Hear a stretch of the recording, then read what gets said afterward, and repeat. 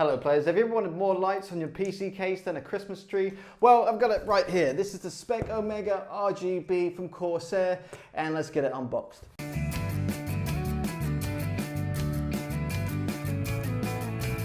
This case from Corsair is a tempered glass case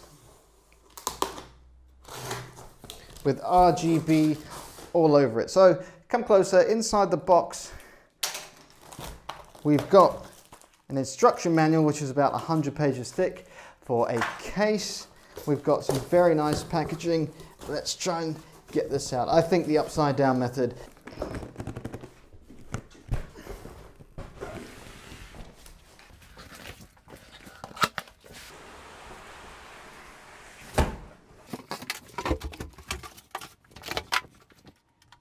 Okay, let's get this flipped over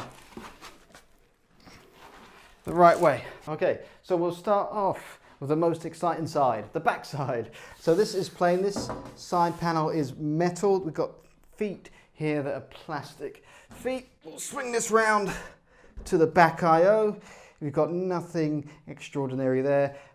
Thumb screws for the side panel, the metal side panel, and thumb screws for the radiator shroud, the top in there.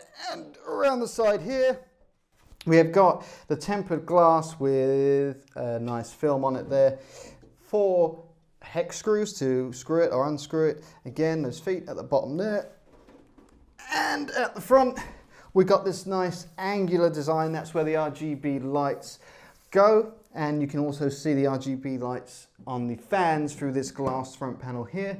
Up the top, if you come in closer, we've got, so the front I/O, we've got the power button, the USB 3.0s, 2 of those, headphones, microphone, HDD indicator, and a reset switch there. We'll start by popping the top off with these really tight thumb screws. Or maybe my thumbs just aren't strong enough. There we go. So, slide this off, and if you come in close again, you can see you've got space here for your radiator, 240mm radiator in the top there, and adjustable screws for that as well. So we'll get the glass panel off, because in this little packet we have got the Allen key needed to take off the front panel. Got warranty card, the Allen key, and the ridiculously long manual right there. Okay, so we'll do this very carefully, because not only is it tempered glass, but I can imagine damaging these hex screws pretty easily.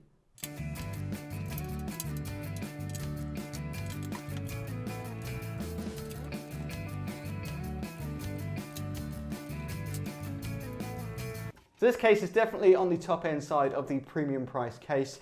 In the UK it is £125 or thereabouts, depending on where you get it. 125 on Amazon is the cheapest I've found it so far. So let's take a look. So inside the case we have got space at the front here for a 280mm or 360mm radiator. We've got a nice basement with the Corsair logo to cover up the PSU, because PSUs are ugly for some reason.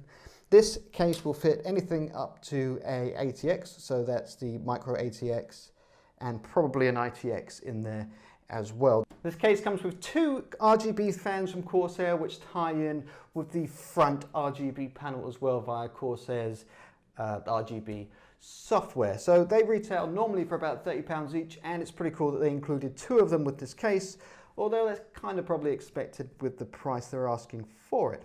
Also in the front of the case we have got all the necessary cables. So we've got USB for the front, USB ports there, your standard USB and audio for the front ports as well. And moving around the back, side panel comes up with 2 more thumb screws.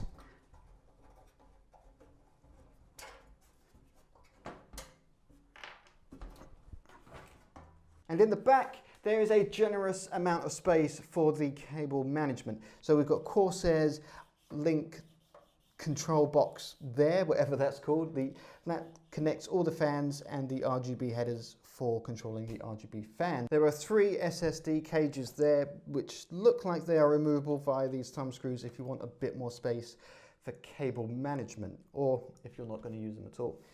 Down the bottom, we have got space for 2 3.5-inch drives, and there is an accessory box in there. We'll get to that in a minute. So you could either put in 4 more SSDs in those with a special adapter, or you've got space for 2 larger hard drives as well.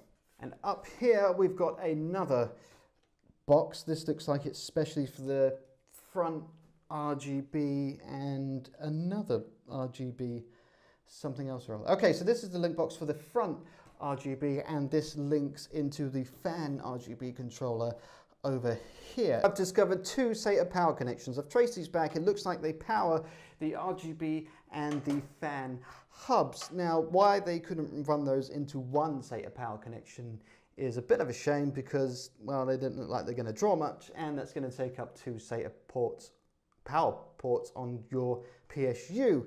However, it is nice that they are SATA and not Molex, because, well, let's face it, Molex deserves to die a slow death.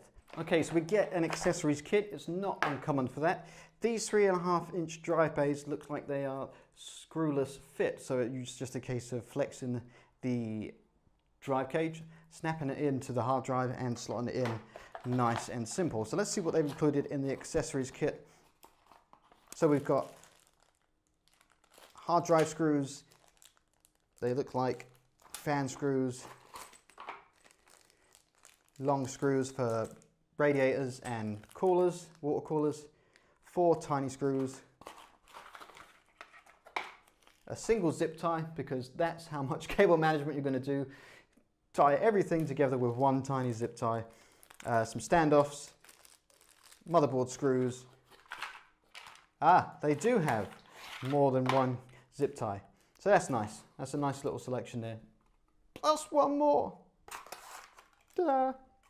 Now, there's a couple of things I want to show you, but I can't, unfortunately, because I can't power up the lights, and I can power up the fans, but I can't power up the front panel light until there's an entire system built in here and it's running through the RGB software. So you have to wait until next time when the system is installed in here and you can see the lights functioning. So next time I'll have a full system installed in here, and we'll talk through how easy or difficult it was installing a system, and we'll run through the lighting specs and how they work as well, and how they tie in with the fans. There are a couple of points that I'm a little bit disappointed about on first impression. Is one, that you need a system and the software installed to power up and test the lighting. The second is that other cases in this sort of price range, like the Master Case 5, have options to move around the internals inside. So for example, they have an option to buy a little accessory and allow you to mount your GPU vertically. Unfortunately, you can't do that in this one, but there is a load of dead space here on nearly every single case, which would be an ideal place to put your GPU. So case manufacturers, if you're listening, get in close here. This space right here, completely dead, is ideal for vertical mounting a GPU. So listen up and get to it. So thanks for watching. If you like the look of this case, there is an affiliate link in the video description below. Using that link helps the channel out a ton. So if you like this video, hit the like button, get subscribed, and if you didn't like it, well, I'm sorry you had to sit through however long this was, 6.5 minutes. But until next time, keep playing.